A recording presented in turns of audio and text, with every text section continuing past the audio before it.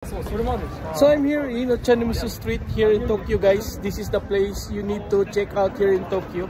If you want to see musical instruments, guys, marami ditong mga gitara.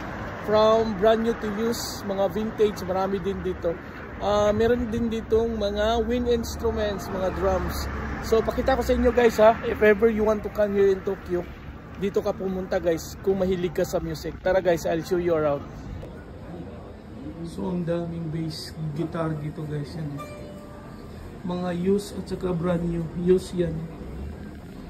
So ito mga used area nila. Tapos yan, mga brand new na yan.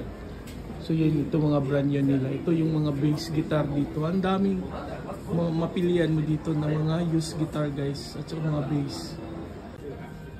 Ito naman mga used na mga electric guitars nila. Yan, oh, grabe, sobrang dami. Lahat to mga used na mga electric guitars, guys. Ang dami nila. Mga used na mga guitar effects at saka mga brand new. Marami din dito, guys, mapili mo. Pati yung mga amplifiers ng mga gitara.